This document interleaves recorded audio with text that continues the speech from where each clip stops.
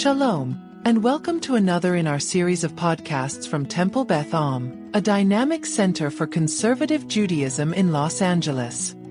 This is a recording of a Shabbat teaching with Rabbi-Cantor Chorny. I'm going to pass around these sheets. The sources that I brought today are really long, but that's because they're very simple and straightforward and nicely explanatory. So they're long because we're going to use the sources in order to kind of make our way through the full topic. And that's because our friend Rabbeinu Bachya does a really wonderful job of explaining what mezuzot are and what we use them for. He has a beautiful, comprehensive commentary. The whole reason that I brought it, though, is for the story at the end. So you'll have more fun if you stay with us as we read through, and then there's a story that comes, and then we're going to go to a couple other parables that are very similar to that story. Before we do, let's review the basics of mezuzah. This coming week's parsha, which I just read from, VaEtchanan, it contains the Shema and the Ve'ahavta paragraphs, the ones that are included in the Shacharit and Mariv services. Where does that appear also in Judaica? Where else do we see those paragraphs besides the liturgy? Tefillin and mezuzah. And those are self-referential because in the paragraph of Ve'ahavta we learn Uchtav, we're going to get to this verse in a second, Al mezuzot beitachu visharecha at the end, that's the mezuzah part, and we say Ukshartem otam leot al yedchem, that you're going to connect them as signs upon your head and your hands, and that's where we get the idea of phylacteries of wearing tefillin. They're inside, and because they're referenced, we contain, it's a very meta, it's like goes in a circle, right? So why do we put them in tefillin and mezuzah? Because the paragraph says that you should put tefillin on your body and mezuzot on the doorpost of your homes. Okay. Mezuzah, though, in its very infancy as a concept, what is mezuzah? It means doorpost. Right. Mezuzah itself means, let's have a little demo, okay? Hang on. Sorry to the camera. I'll describe it for you in a second. Hang on. So this. The lintel is this. Okay, the blood, the lamb thing for Pesach, that's lintel. Mezuzah is the stuff that's holding it up. Okay? Great. I'll repeat that in the thing.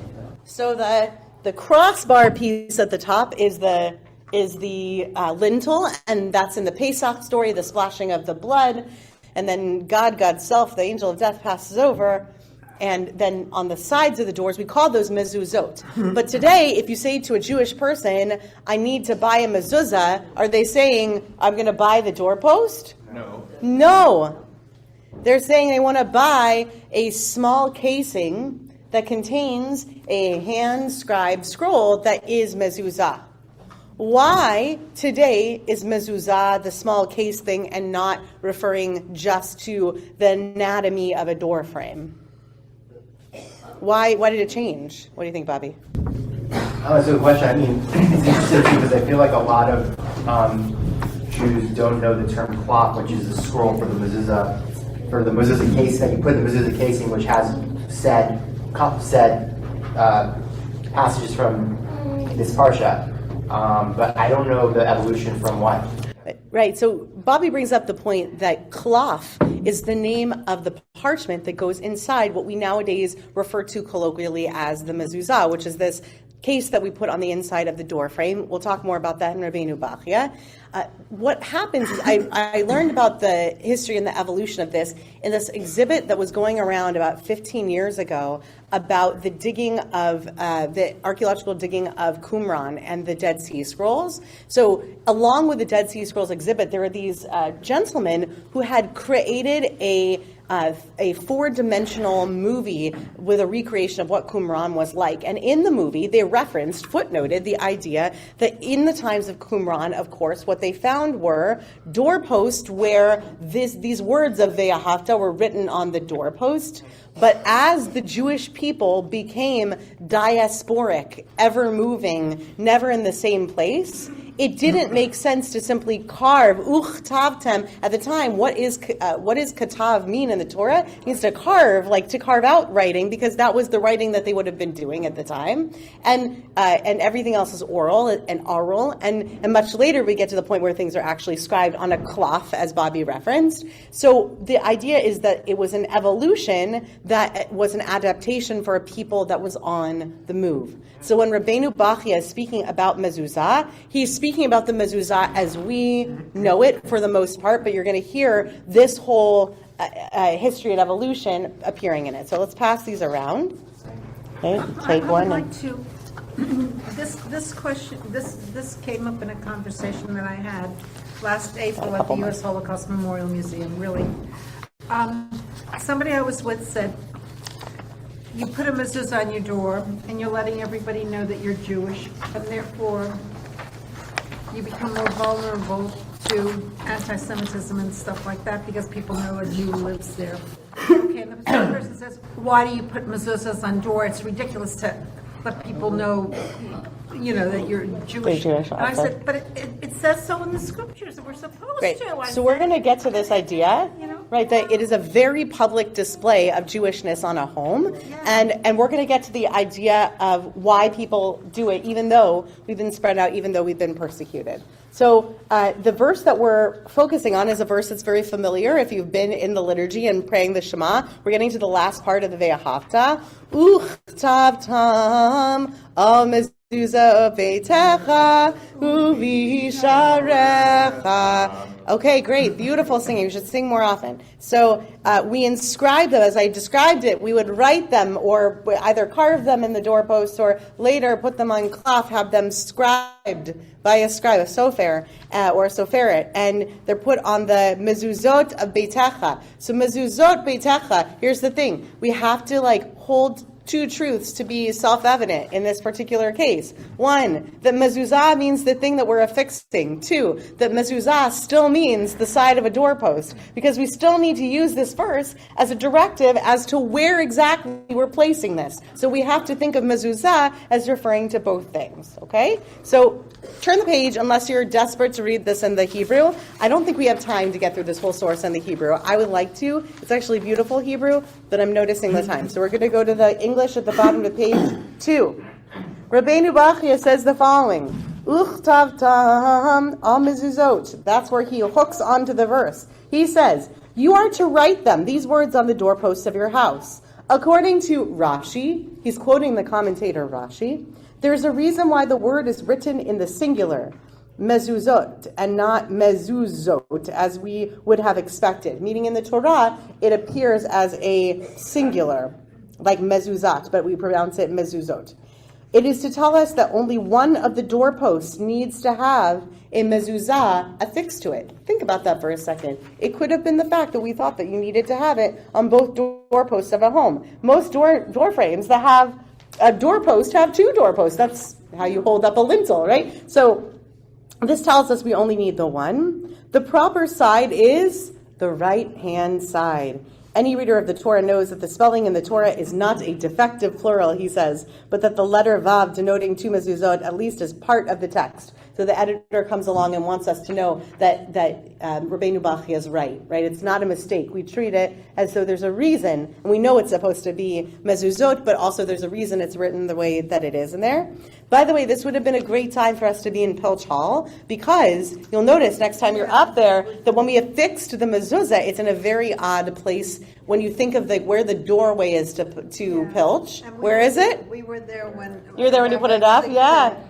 Explain it. It's over by where the white piano is, in the corner nearest to the sanctuary, because it should be on the right-hand side. Like the right-hand side as you walk in? As you enter. And we thought about moving it to the right-hand side of the side entrance, but the primary entrance to that room is really that sliding doorway. So it's in a kind of an odd place. But, you go to the offices there, and everybody has a mezuzot on their individual office, their individual workplace. Right. Mezuzot also get affixed to individual doorways of workplaces, also to individual rooms of homes, of course. The word beitecha, he says, is understood as an allusion to derech beitecha, the way you arrive, meaning the right side of the entrance. All this is based on people preferring the right-hand side, meaning primarily, most people use their right hand as their dominant hand, and therefore it makes sense to put it where you would touch and kiss it, as there is an affiliated and associated movement of touching and kissing the mezuzah. People always commence putting the right foot forward first, right? So Rabbeinu Bachya pictures that our right hands and our right feet are advancing. I spoke about this in meditation minyan this morning, that a lot of our living is about kedima and nikadima and going forward and advancing. He pictures all of that advancement in life, always starting with the right hand side, and that is because that's the primary side of that's the dominant side for most people. Switch to page 3. Our sages have already explained which kind of house requires a mezuzah and which does not. Okay, so this speaks to the idea of where you have to put a mezuzah on and where you don't, what rooms you do, what rooms you don't. You find a list in Yuma, et cetera, and in Yoma, and Sukkah, where we're told that a house that is of this size or that size doesn't qualify, but it does qualify if it's this big. Any small foyer does not require a mezuzah. Toilets, bathrooms don't require one. Neither a room in which hides are treated to become leather because it's stinky. A ritual immersion bath also, it's free from this requirement. What is that, a ritual immersion room, the mikveh? What does that have in common with bathrooms and toilets? Why would you not put them on? Cleaning. We're not decent in those rooms. We're not decent, right? The thing that they have in common is indecency, and that we shouldn't be doing these motions, even though there are no words of prayer associated with touching and kissing the mezuzah, but still, because it's associated with our not being fully dressed, fully clothed, fully decent, then we wouldn't put them on the doors to these rooms. Okay, the governing principle is that houses that reflect people's dignity must be provided with mezuzah. On the other hand, all the buildings on the Temple Mount, he says, the offices adjoining, the hall at the entrance, all of that, the Azra, they do not require a mezuzah, as our sages interpret the word beitecha as in a house that serves secular needs, not the sacred houses, as in houses of God. Such houses do not belong to you personally. A synagogue does not require a mezuzah unless it contains the private dwelling of one or more of its officials. Do we still follow that to this day? No. No. Is commentary halacha? No, this was just his take on things, that it didn't require. That custom has evolved through time, and I'm not sure that it's the case that every synagogue everywhere does mezuzot, but as far as I've come across, synagogues from all over the world, you see mezuzot on the doorposts of most doors, including the offices there. We're going to skip down a little bit further and to go down to, it is important to realize that through fulfillment and study of this commandment, many fundamental aspects of the Torah and the outlook of Judaism become clearer to us. The belief in the creation of the world by the Creator, God's being a personal God who supervises the fates of his creatures, the existence of the institution of prophecy are all part of what we find in the segments of the Torah written in the mezuzah. The first paragraph contains references to the unity, Shema, and uniqueness of God, as well as to God's Torah. The second paragraph, Ve'ahavta, deals with the principle, the Ve'hayayim Shemoah, deals with the principle of reward and punishment, the remembrance of the Exodus from Egypt, which was a period during which God performed many miracles, compelling the witnesses to believe in God's primacy in the universe, as well as convincing them that God takes a very personal interest in each one of his creatures. Meaning that the notion here is that we are touching and kissing the mezuzah, and we are acknowledging all of these big concepts that exist in this text. Our sages in the Talmud agreed about the correct spot to place it in the top third of the door frame. We still follow that. Flip the page to page 4. He goes through some interesting ideas in the rest of this paragraph that we're going to skip over, but that speak to the decor on the outside of the box that the mezuzah is located in the case it's in, about putting Shaddai on there and putting Shomer Yisrael, and that it should be on the outside. And there's an interesting sentence. The reason the word Shaddai is to be visible from the outside is that Gentiles, meaning the non-Jewish people that are living amongst Jewish people around them, believe that the success of their domestic lives depend on the horoscopes of the people dwelling therein. Seeing that the name Shaddai represents the concept that this attribute of God defeats any horoscopic constellations, we write like this on the outside to demonstrate the power of God which we believe in. All good fortune originates with God and not with the horoscopes under which we are born. So Shaddai is like an anti-horoscope.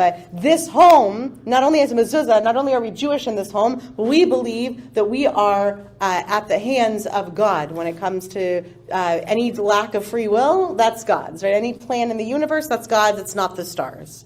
Okay. We're going to skip over that tiny paragraph and go to there's a story told. Here's the story. You earned it. We learned a bunch about the practicals and the technicals. Here's the story. There is a story told in the Jerusalem Talmud in Peah that the last Parthian king, Artavan, once sent a gift of a very precious pearl to Rabbi Yehuda Hanasi, asking to be sent something of equal value in return. Okay, so there's a king, and he sends something to Yehuda Hanasi, who is the organizer of the Mishnah. We're at the very bottom of page 4, and he sends this gift to him. It's a very precious pearl, and he requests a gift in return. When the king, Rabbi Yehuda Hanasi sent a mezuzah in return. When the king received the mezuzah, he was dumbfounded that Rabbi Yehuda could consider this little piece of parchment as an equivalent to the precious pearl. He expressed his sentiments in no uncertain terms. Thereupon, Rabbi Yehuda explained to the king that they had different sets of values, hence the king's amazement. He went on to say that whereas the king's gift was something that he, Rabbi Yehuda, would constantly have to guard against theft, etc., his own gift to the king was something that would guard over the king and protect him. He quoted Proverbs to support. The king Shlomo in Proverbs wrote, "When you walk, Torah will lead you. When you lie down, it will watch over you. When you are awake, it will talk to you." Thus far, the quote from the Talmud. So this is the story from the Talmud. Now, Rabbeinu Bachya. When someone affixes a mezuzah to his door, he has to recite a benediction, Asher Kiddushanu Mitzvotav, who sanctified us by means of God's commandments and commanded us to affix Likboa mezuzah. Seeing it is not a commandment which one fulfills regularly, one also says the benediction Shechianu, acknowledging the kindness of God in allowing us to live to this point in time. So I could end there because it's such a great story. But we're going to delve into this concept just a little bit further on the concept of the way that kings think about the world and the way that everyday Jews think about the world and what we have to guard versus what guards us. Blue Greenberg, who is an extraordinary Orthodox feminist. She helped to form JOFA, which is the Jewish Orthodox Feminist Alliance, and has had a great hand in some of the work on freeing agunot, in freeing chained women who are unable to get a get, a writ of divorcement, and who has also done a lot of work on advancing access to things like women's services, women of the wall, et cetera, et cetera. So Blue Greenberg writes the following: "A Jewish household is created by the people who live in it, by the way they act, the things they do and don't do, the beliefs they hold. A mezuzah serves two functions. Every time you enter or leave, the mezuzah reminds you that you have a covenant with God. Second, the mezuzah serves as a symbol to everyone else that this particular dwelling is constituted as a Jewish household, operating by a special set of rules, rituals, and beliefs." Here's my question. How is it if you transpose, what's the word I'm looking for? If you place this on top of the story that we just read in the piece from the Talmud that Rabbeinu Bachya brought to us, which said that the reason that the mezuzah was as precious a gift as the pearl, but even better, is because while he would have to get a lot of expensive insurance to make sure that this pearl wasn't stolen, the mezuzah actually does the work of guarding over the household, over him. How do you marry that with Blue Greenberg's idea that a mezuzah serves a function that when you enter or leave, it reminds you have a covenant with God? What is this shomer concept that it's guarding over the household? How does that stand in conversation with the idea that what the mezuzah is doing is reminding you how you ought to behave in this world and the expectations of God? How do you put those two things together? What do you think, Bobby? The way I see it is these different... Wait, can I pass you the microphone for this one? Diane, can I ask you to pass this to Bobby? Thank you next ones. I look at the mezuzah and the tefillin and tzitzit, even though we're not talking about tzitzit right now, as these reminders for us that our bodies and our clothing and our homes, even though we say that they're ours, they're really God's, and that these ritual objects are reminders to us that we really live by chance, and that we have to remind ourselves to be humble in what we have and how we got it, and that, you know, when we leave our house and when we come home, there is a lot of luck that goes into that, right? You can get in a life-changing accident when you leave the house one day, even on like a short drive, and we don't think about these things. We take them for granted because routine becomes so common. But these little things that we have in our lives to remind us, I think, reinforce this covenant we have with God. I think, Yeah, let's pass this. Want to say something? Just simply, a mezuzah represents that Jewish people reside there, and that right there tells me something. That tells me they observe certain rituals, or they wouldn't have put the mezuzah on their home to begin with. Okay. It tells me you don't bring them bacon, and stuff like that. Right there, it just means they abide by certain Jewish rituals. That's all. Okay, so the mezuzah tells other people how people live ritually in the household. But for the people who live there, to reiterate what Bobby was saying a little bit, there's a notion that part of the way that the mezuzah it serves as a guard is that it's this constant reminder. So it is like a visual. Yeah, it's something. It's a very interesting concept. I'm just thinking about it for the first time. It's like externalizing the feeling that we have on the inside, that when we leave our home, that we are at the mercy of all of the forces in the world, and that when we come back into our home, we have control in that space to be humble and to run our household in a way that is loving and caring, etc. So when we leave our home, in the leaving and in the coming back, we're actually, what I hear and when I'm feel like I'm in Chavruta, I'm not just echoing what it is that you said. What you said is that, we're at the mercy of God. I rather we're at the mercy of the forces of the universe when we go out. So when we're kissing the mezuzah, we're reminding ourselves of it. So now you're making me think, Bobby, that perhaps what the mezuzah is doing is something very different when we're going out than when we're coming in. We go out and it's basically tefilat haderech. God help us. But when we come back in, as we kiss the mezuzah, it's like, I made it through the day. I came back home. And within the walls of the home, while of course anything can happen in our own homes too, we have so much more control over how we can live and over the world that we create inside that home. And sure, when people drive by or walk by our home, they see that we're Jewish from the outside, but what we get, the way that it guards us, is that it raises and heightens our awareness of when we are and are not fully in control of the spaces that we're in. That's a really lovely way of thinking about it. Did you have something to say too, Rosalind? Do you want to? No? You have a thought? Here, Joey, will you pass the microphone? First, I have a question. That how is it that we have to, every, 10 years, we have to take the mezuzah, give it to a rabbi to reread it and correct it and give it us back? This has happened to us, we did it. Okay. Is it usually a time or? I'll answer it. Oh, I can take the microphone. Okay. So I'll answer the question.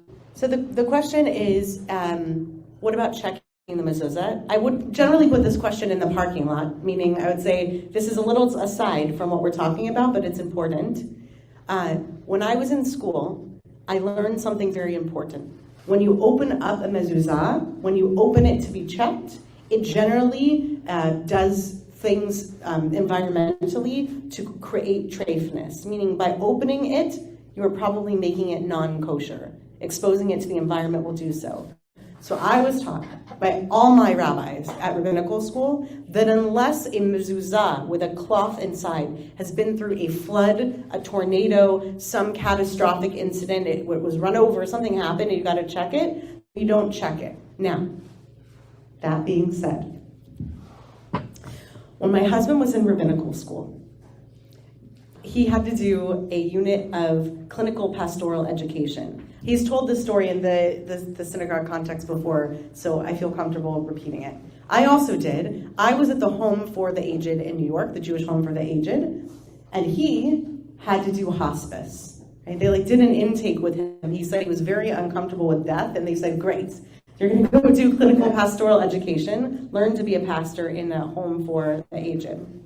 One day he was stopped by the nurses and the CNAs in the hallway, and they said, there's a person in room whatever it was, and they're very sick and they're getting sicker. And here's the thing, the room is cursed. We're not asking you, we're telling you, this room is cursed, okay? Everyone who goes in this room, they have terrible experiences. We can't help them. We don't know what to do. A rabbi, he's not a rabbi yet, but he was very close. Rabbi, what do we do with it? So he went to, his supervisors and CPE, and he was like, what do I do? What do I tell them? I don't think it's probably cursed, but I believe them when they say they're going crazy, that this room doesn't feel right. And his teacher said, tell them you'll check the mezuzah. Take it down, you'll check it. We have plenty of literature in rabbinic history that says that the mezuzah checking is, it's less about the practicality and more about the spirit in the room. And as somebody who works a lot on the renaissance of rituals and how you can use rituals, I do believe in the power of that. I don't think people should have to pay every 10 years unless that's keeping unless it's the parnasa, the way that you're keeping a rabbi's business importantly alive. Meaning I can actually imagine a universe in which the reason that people would go and pay the rabbi to check at some point was to be sure that they had a reason to give him some money or her some money, right? That's important. But barring that circumstance, I would say that the reason to go and check it is mostly if it's in a flood or something had a leak and you need to check it, or something spiritual, or if you're moving. And here's a very interesting thing, and we'll go back to the story to end it. The interesting thing is when you move, whether you take the mezuzot with you depends on whether a Jewish family is moving in behind you. So if a Jewish family is moving into the home, the mezuzot stay. When I moved into my home, I inherited, this is even stranger, Ashkenazim put their mezuzot at an angle, but the people who gave us the home, Sephardi. So all of our mezuzot in our home are vertical because that's how they hung their mezuzot, and we're not going to rehang them. So there are many different customs around this. But I want to go back to the big idea, and I want to close up with these last two stories. Can you hold on to the thought for a minute? Because we're late on time. So hold on. I want to hear what you have to say, but I got to finish the teaching. So we've gotten to this place where when you leave the home and when you enter the home, it means something different. And that's the thing that's more precious than a pearl, is that it serves as an externalization of our idea of who God is, how much control we have out there in the world, and how much control we have in the home. We're going to look at a story from Menachot on the page 33, top 33. Rava says, it is a mitzvah to place the mezuzah in the handbreadth adjacent to the public domain. The Gemara asks, what's the reason for this? And the rabbis say that this is in order that one encounter the mezuzah immediately upon one's entrance to the house. So it's important that you be able to kiss it as soon as you walk through. Rabbi-Cantor, who was from the town of Surah, on page 6 now, says, it is in order that the mezuzah protect the entire house by placing it as far outside as one can. The Gemara adds, Rabbi-Cantor says, come and see that the attribute of flesh and blood is not like the attribute of the Holy One, blessed be God. The attribute of flesh and blood is that a king sits inside his palace, and the people protect him from the outside. Whereas with regard to the attribute of the Holy One, blessed be God, it is not so. Rather, his servants, the Jewish people, sit inside their homes, and he protects them from the outside. As it is stated, the Lord is your keeper, the Lord is your shade upon the right hand. So what is the image that's created here? What is God doing? Protecting you in your home. Protecting you in your home. It's as if, like the guards sit outside the king's palace. A king of flesh and blood, the person who would seem to be the most powerful, has guards keeping guard, but instead called the Shomerim, by the way. But Shomer Yisrael lo yanum velo yisham. God neither slumbers nor sleeps. God sits and protects our home. So as we go into our home kissing the mezuzah, what it is a reminder of is that it's like we're setting the alarm system as stay and home and God watching protection system. We walk into our homes and we know that God is on guard. What I like about this image is the following. You would think that the mezuzah was the thing to, as Bobby said earlier, remind you that when you leave outside and go outside your home and you're in the outside world, you would think that's where you're vulnerable. But we also feel vulnerable when we go to sleep at night. It's why we say the Shema at bedtime. And why we say Beyado Afkid Ruchi, Be'etishan Va'aira, at the end of Adon Olam. Some people recite this in their bedtime Shema. Into your hands I place my soul, God. So that Beyado Afkid Ruchi is contained, that image, within the mezuzah being on the doorpost of our home. As we walk in our homes each day, we are placing our soul in God's hands. And as we walk out each day, we are placing our soul into the will of the universe as well. We are vulnerable beings on this earth when we're outside and when we're inside. And instead of trying to become super invulnerable, the image of the king who says, I have enough guards, I'm safe, we acknowledge the vulnerability and live within it. And that's what we are doing with mezuzah every day. You've been listening to another in our series of podcasts from Temple Beth Am, a dynamic center for conservative Judaism in Los Angeles. If you enjoy these podcasts, we invite you to write a review on the Apple Podcast website or wherever you get your podcasts. For more information on Temple Beth Am, Los Angeles, please visit www.tbala.org.